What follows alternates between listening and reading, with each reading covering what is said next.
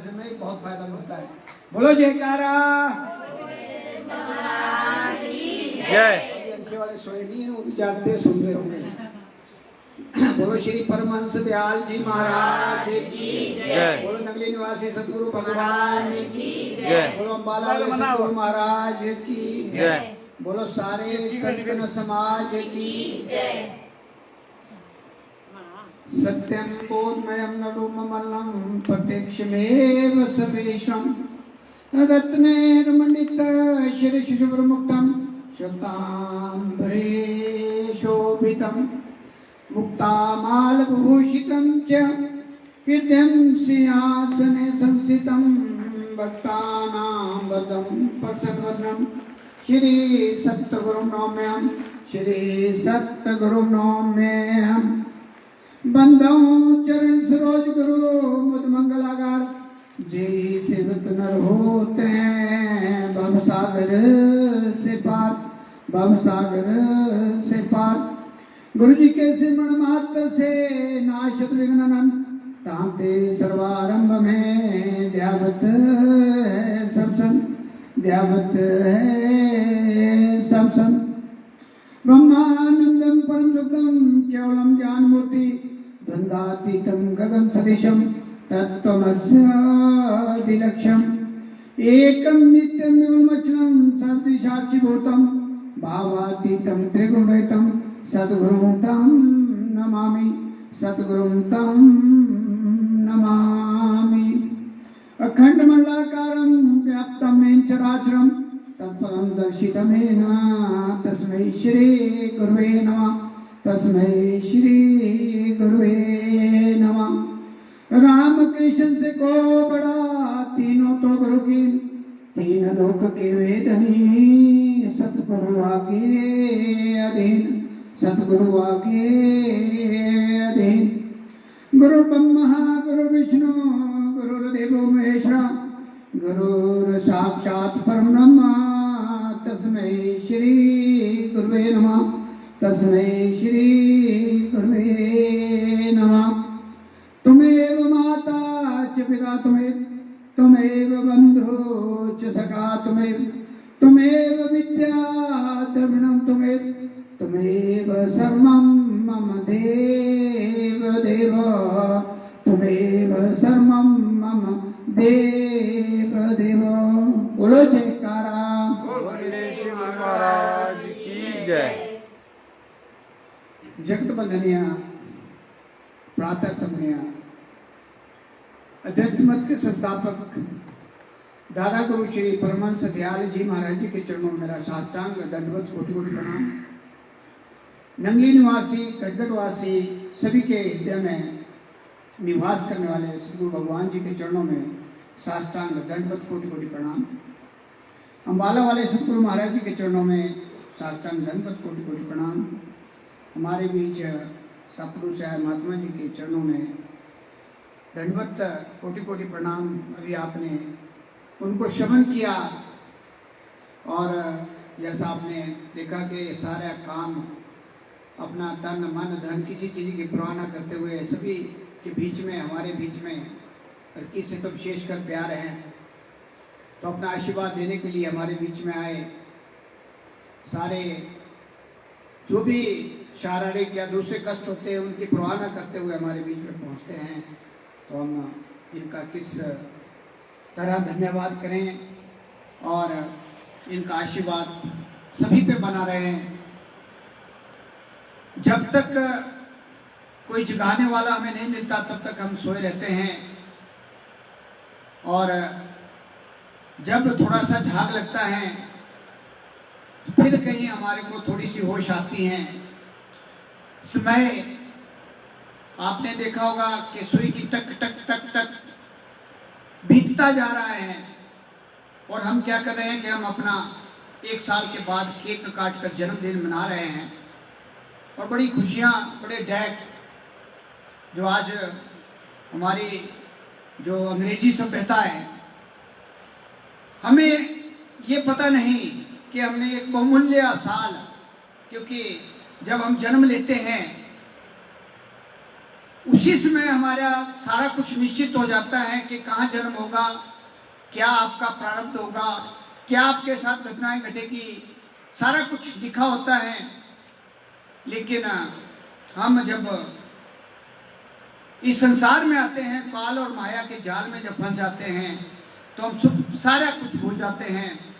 और जब तक कोई हमारे को अच्छा पीछे नहीं मिलता, तो हम उस अंधियारे में ही जीते रहते हैं और उसी में खत्म हो जाते हैं। और फिर 84 लाख योनियां, मतलब कि 12 करोड़ 40 लाख वर्षों के भ्रमण में जीव भटकता रहता है। और मैंने एक छोटा सा प्रसंग दिया था कि हमारे में से ही कोई 5 उसने जो है योनियां अपनी बिताई, उसके बाद कहीं भाग्यवश उसका कल्याण हो गया।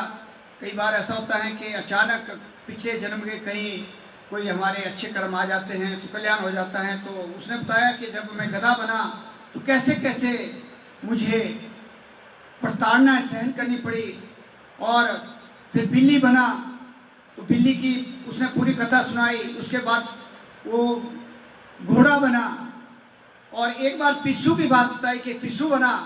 हुआ क्या कि जैसे पिस्सू खाता है, क्या करते हैं कि उसको ऐसे से मरोड़ देते हैं। तो बताता है कि पता नहीं कितने सालों तक मुझे उसी दशा में रहना पड़ा, ना मौत ना जिंदगी।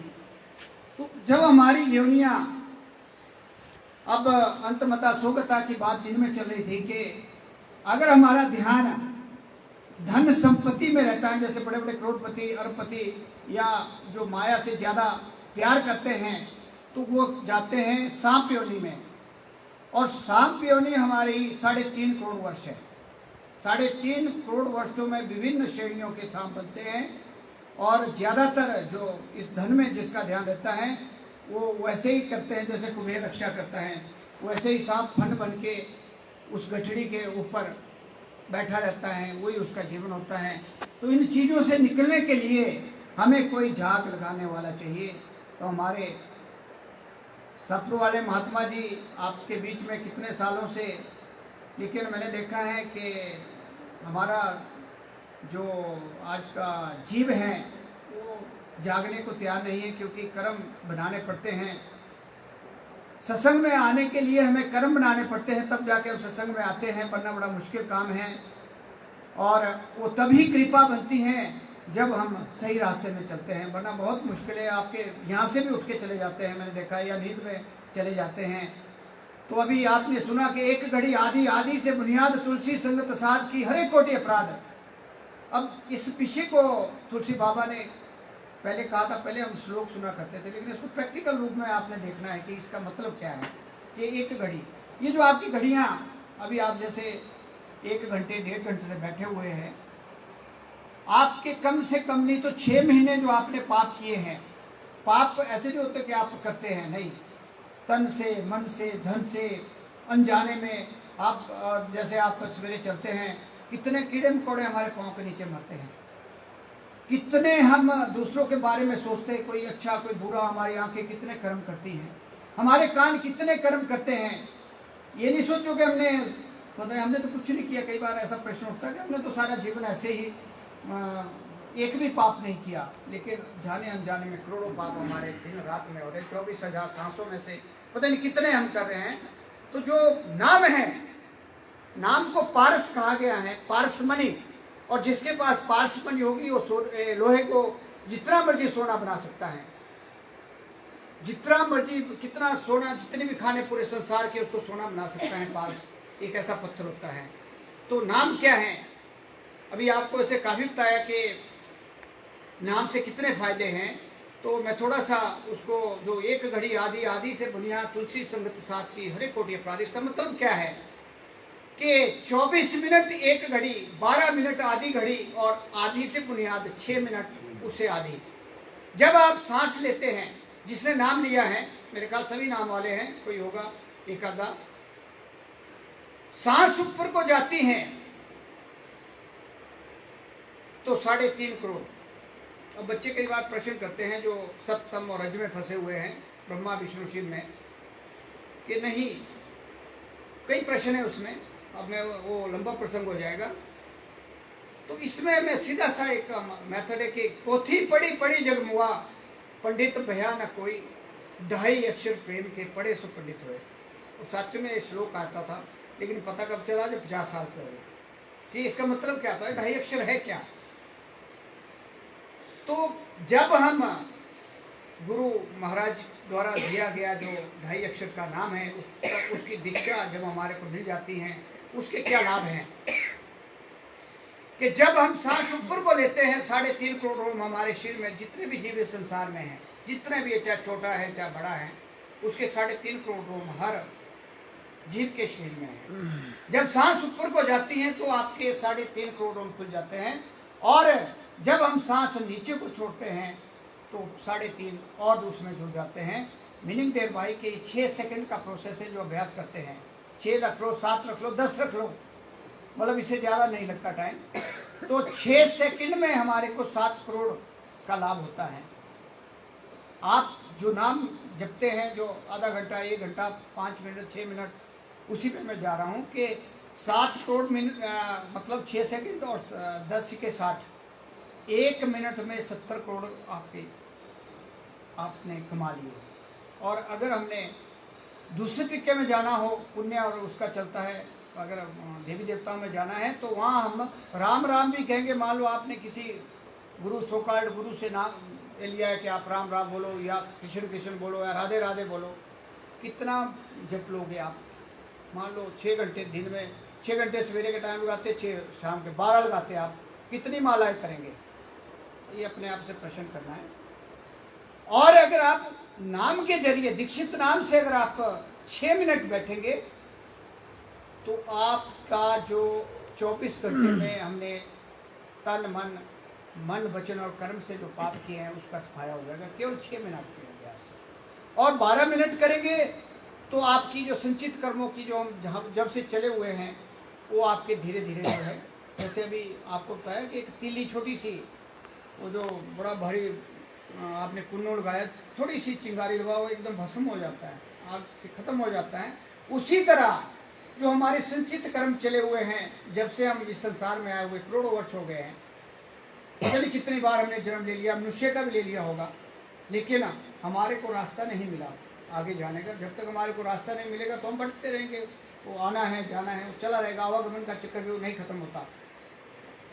तो अगर हम 12 मिनट करते हैं तो आपकी जो वो संचित कर्मों का ढेर बहुत लंबा है, उसका धीरे धीरे सफाया होना शुरू हो जाता है। जो अंदर हमारा जो बल्ब, जो आत्मा है, काली है, काली, उसमें रोशनी आनी शुरू हो जाएगी, धीरे धीरे निर्मल होती जाएगी वो। और 24 मिनट करेंगे तो आप वो लगा लो कि 6 सेकंड में 7 करोड़, तो आप 24 मिनट का उसका हिसाब लगाओगे, आपके पास फिगर आप लिख नहीं पाओगे उसको। और अगर 2.5 घंटे करेंगे, जो हमारे संत महापुरुषों ने जो हमारे को बताया है कि 2.5 घंटे, क्योंकि 24,000 में से 10वां हिस्सा हमारा 2.5 घंटे बनता है दिन और रात में। अगर आप 2.5 घंटे अभ्यास करेंगे तो आप बताओ कि कहाँ रह जाएंगे, कुन्नू कर्नू सब खत्म हो जाएंगे। जितने भी अंदर हमारे विकार है, जितने भी है, वो करोड़ों जन्मों के संचित कर्म उसका सफाया हो जाएगा। इसलिए कहा है, ये जो तुलसी बाबा ने कहा है कि एक घड़ी आदि, आदि से बुनियाद, तुलसी संगत साथ की हरे कोटि अपराध। तो इस समय आप जितने भी यहाँ बैठे हैं, गुरु महाराज की कृपा बनी है, कुछ बुजुर्गों की कृपा बनी है, जिनका आशीर्वाद से हम बैठे हैं, क्योंकि इन्होंने अपना पूरा जीवन सादगी में और संत सेवा में लगाया है, तब जाके कहीं ऐसा वातावरण बनता है। नहीं तो आज कलयुग में बड़ा मुश्किल काम है बनना, और संतों का आना, बैठना, बोलना बड़ा मुश्किल है, और सुनना भी बड़ा मुश्किल है। तो इनके प्रताप से हम ये जो आज की जैसे घड़ियां लगा रहे हैं, अभी जैसे हम बैठे हैं, जितना हमारा टाइम लग रहा है, तो मतलब कहने का है कि इतनी घड़ियों में बैठ के सुन के कैसे भी सुना, कम से कम आपकी 6 महीने की सफाई हो जाती है अंदर की। मतलब हरे कोटि अपराध का मतलब है कि जितने हमारे ये जो चला हुआ है अभी का सिलसिला, वो हमारा साफ हो जाता है। क्योंकि ये जो घड़ियां हैं, ये स्वर्णिम अक्षरों में उस रजिस्टर में लिखी जाती हैं जहाँ इसका कोई तोड़ नहीं है, मतलब जिसको बोलते हैं अटल पूंजी।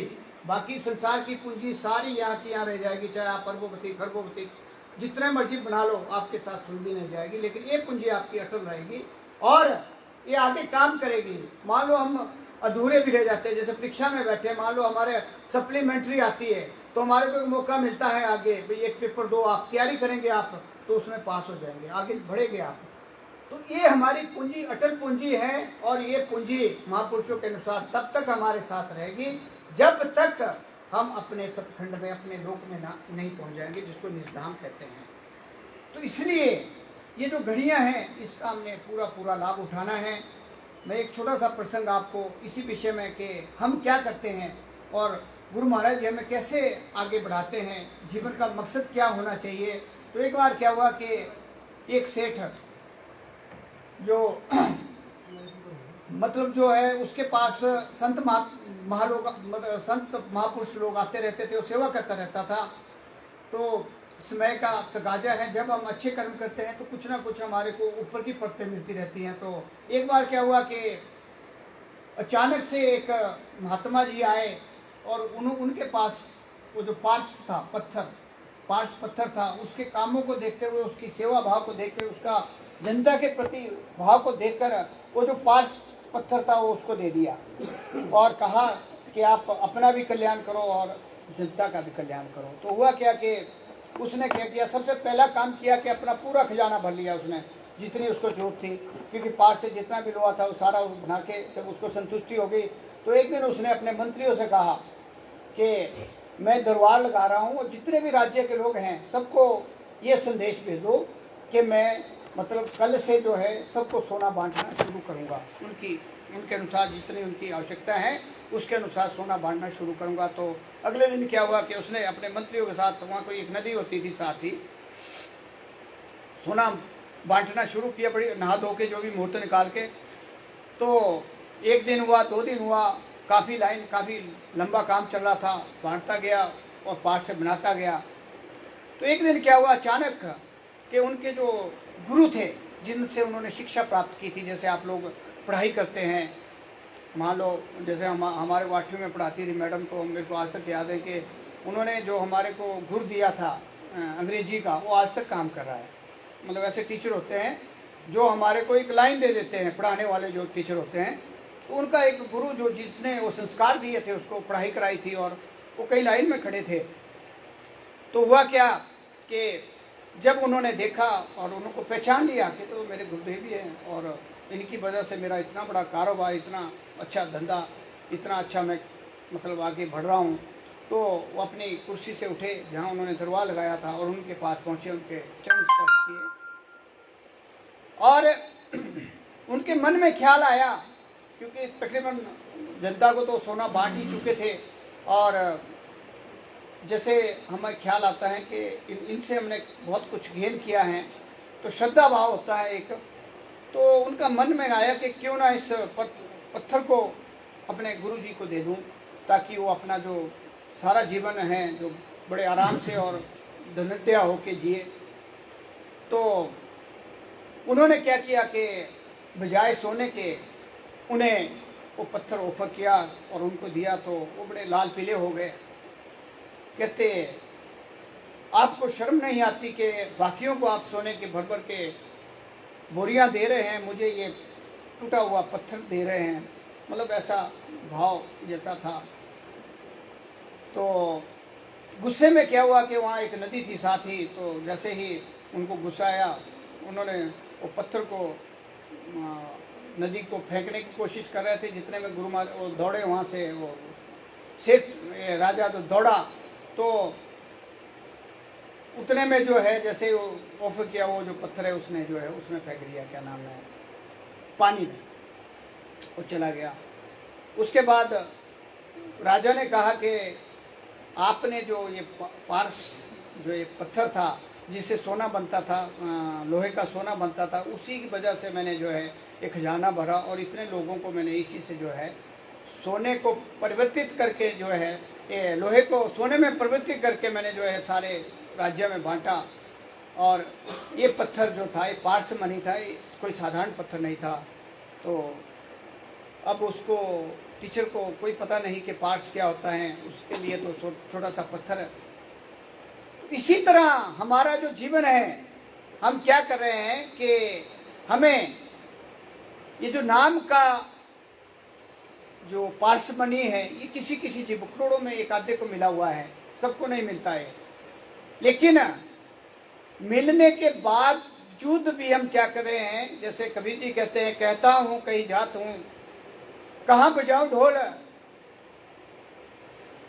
सांस खाली जात है 3 लोक का मोल। तो 3 लोक का मोल मतलब 14 भुवन 3 लोक की संपत्ति आप एक तराजू में रख दो और एक सांस उस पिता परमेश्वर से मांगो, आपको नहीं मिलेगी। वो गिन के आपको मिली हुई है, उसको कम ज्यादा आप अभ्यास से कर सकते हैं। जो गुरुमुख होता है वो 21,600 का खर्चा है और जो मनमुख का उसका 24,000 का पूरा खर्चा है, आमदनी उसकी कुछ नहीं है। और जो गुरुमुख है उसका 21,600 का है। उसमें आप अपनी, जैसे ये महापुरुष लोग होते हैं, अपनी एज को बढ़ाते हैं कैसे, सांसों की पूंजी से। क्योंकि जब हम अभ्यास करते हैं तो हमारी सांसें रुकती हैं और वो आगे ऐड होता है उसमें, क्योंकि जितने जल्दी हम सांस लेंगे उतनी जल्दी वो खत्म होगी, क्योंकि वो गिन के मिली हुई है हमें, लेकिन हमें उसकी वैल्यू नहीं। इसी तरह जैसे उस टीचर को, जो राजा का टीचर था, उसे नहीं पता कि पार्स पत्थर क्या होता है, तो उसने उसको एक साधारण पत्थर समझ के उसको उसमें फेंक दिया। उसी तरह हम अपने इस बहुमूल्य जीवन को कौड़ियों के भाव, मतलब रात गवाई खाई के दिन गवाया सोए, रात गवाई सोई के दिन गवाया खाए, हीरे जैसा अनमोल जन्म कौड़ी बदली ना जाए। मतलब हम क्या कर रहे हैं कि उसी तरह समझकर, उस छोटे से कठोर पत्थर समझकर हम अपने इन श्वासों को खत्म कर रहे हैं। तो इसलिए जो सत्संग है, सत्य का संग, जहाँ सत्य का हमें ज्ञान होता है कि असली सत्य इस जीवन का हमारा क्या है, उस चीज को जानना है।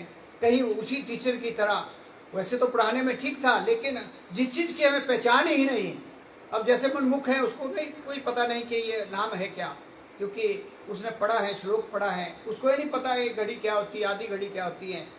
उसे ये नहीं पता कि जो सांसें हमें गिनकर मिली हुई है जब हम इस संसार में आए हैं, तो ये सारा जो हमारे को सिलसिला कहाँ मिलता है, वो मिलता है सत्संग में। तो इसलिए सत्संग की महिमा बहुत बड़ी है। आप जितने मर्जी भागवत में जाओ, जितने मर्जी शिव महापुराणों में जाओ, जितने मर्जी आप रात्रि वो क्या कहते हैं जगराते कर लो, जो पुण्य वहां बनेंगे, पुण्य बनेंगे, ऐसा नहीं है बनेंगे। संत ये कहते हैं ना कि सत्संग संत मिले, इसमें हजारों हमारे पुण्य होते हैं। जैसे अभी हम यहाँ बैठे तो यहाँ 68 तीर्थ भी हमारे सामने बैठे हैं, और जितने देवी देवता हैं गुरु महाराज जी की चरण शरण में बैठे हैं, वो सत्संग को सुनते हैं। जैसे आप सतगुरु नगर में जाएंगे तो वहाँ ब्रह्मा विष्णु शिव आप देखेंगे बाहर पहरा दे रहे हैं और माता सेवा कर रही है। हम उसी चक्रव्यूह में फंसे हुए, खास करके हमारे जो पंडित लोग हैं, मैं कह रहा हूँ कि सबसे ज्यादा हम जो है उन्हीं चक्रव्यूह में फंसे हुए। हम देखते रहता हूँ मैं, क्या नाम है, वो वही बात करेंगे जिससे फायदा होगा, वो नहीं देखना है हमने। फायदा देखना है कि हमें आगे का फायदा क्या होगा, उस चीज को देखना है हमें, अपना फायदा नहीं देखना। अपने फायदे में तो फिर 84 के लिए हमारा तैयारी होगी उसमें, क्योंकि पुण्य बनते हैं उसमें। पुण्य का मतलब है कि जैसे वो कहते हैं ना कि जल बिच मीन प्यासी, मुझे देकर आवे हंसी, सतगुरु बिना नहीं, आत्मज्ञान बिना सब सुना। जैसे जैसे वो क्या कहते हैं, क्या मथुरा के काशी। मतलब हम क्या करते हैं कि अंदर हमारे सब कुछ है। जैसे मछली को उल्टे जाना पड़ता है अगर पानी पीना हो, पानी के बीच में पर प्यास नहीं बुझती, उसी तरह हमारे अंदर सब कुछ है। हम क्या करते हैं, हिरण, जैसे हिरण है ना कि वो खुशबू उसकी तो अंदर है, लेकिन वो घूम रहा है जंगल में, बार बार घूम रहा है। बस 5 मिनट, 5 मिनट।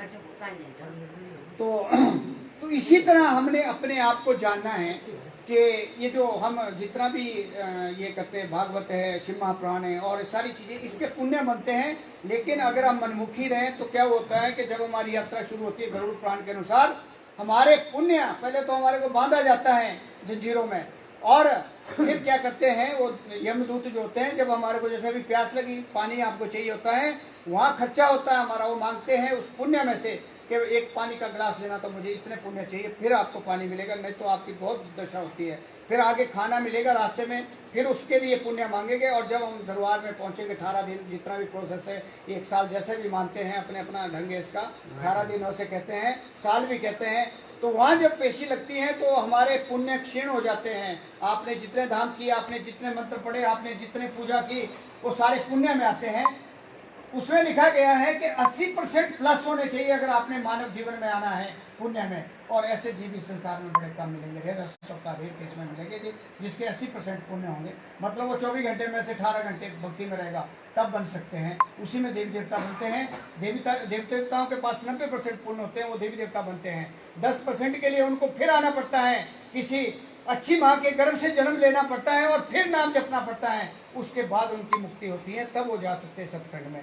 तो इसलिए हमारे को जो गुरु मिला हुआ है, जो नाम मिला हुआ है, उसका पूरा लाभ उठा के 3 से 6 का टाइम जो सवेरे, वो सबसे बड़ा अच्छा टाइम दिया गया है। 3 से 4 बोलते हैं सोना, 4 से 5 चांदी और 5 से 6 तांबा। अब वो आपने देखना है कि मैंने क्या रोज गेन करना है। और उसके बाद क्या है कि हम सारा दिन जो करते हैं उसका भी फल है। ऐसा नहीं कि आप ऐसे, उसमें बराबर है, जितने करेंगे उतना फल मिलेगा आपको, उसके बाद भी मिलेगा। तो इसलिए हमें एक रूटीन बनाना है कि हमारा 1 घंटा 1.5 घंटा, मतलब 5 मिनट से शुरू करो, 6 मिनट से शुरू करो, बढ़ते बढ़ते जब आपको आनंद आना, बैठने में आनंद आएगा, तो आप अपने आप करेंगे। क्योंकि असली पूंजी आपकी ही होगी। बाकी आप जितनी मर्जी दुकानें चलाओ, जितना मर्जी कमा लो, वो सब लगना है परिवार में ही।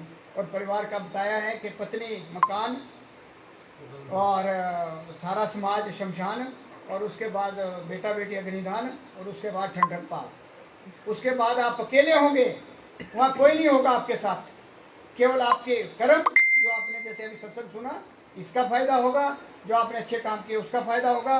बाकी ना वहाँ मामू आएगा, ना बेटू आएगा, ना पति आएगा, ना मम्मी आएगी, कोई नहीं आएगा वहाँ। वो सब उससे पीछे ही खत्म। जैसे हम लकड़ी डालते हैं ना, उसके बाद हमारा रिलेशन सारा खत्म हो जाता है। और ऐसा आया हुआ है प्रसंग में, कई बार अभी एक प्रसंग आया कि 27-28 साल की लड़की और लड़के की शादी हुई। लड़की, मतलब उन दोनों का बहुत अच्छा आपस में प्यार था, लेकिन हुआ क्या कि लड़की की जो डेथ हो गई केवल 1 साल के अंदर। तो उस लड़के ने, वो जरा महात्माओं से मिलता जुलता था लड़का, तो चला गया गुरु महाराज जी के पास, जो भी उनके थे गुरु। कहते जी एक बार दर्शन करा दो, कहते उस लड़की के, कि मेरे को एक बार दर्शन करा दो। तो पहले तो उन्होंने बोला कि नहीं, क्योंकि वो तो जानो जान है, उनको सब पता है क्या हो रहा है क्या नहीं, सब पता होता है। और कर्मों के बारे में बड़े भारी प्रसंग फिर सुनाएंगे।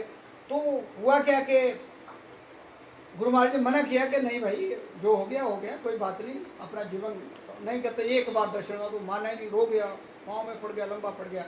तो उन्होंने फिर जो है क्या किया, तो माना ही, तो उसको, उसकी आत्मा को, शिव को उन्होंने प्रकट कराया गुरु महाराज ने अपनी जो भी।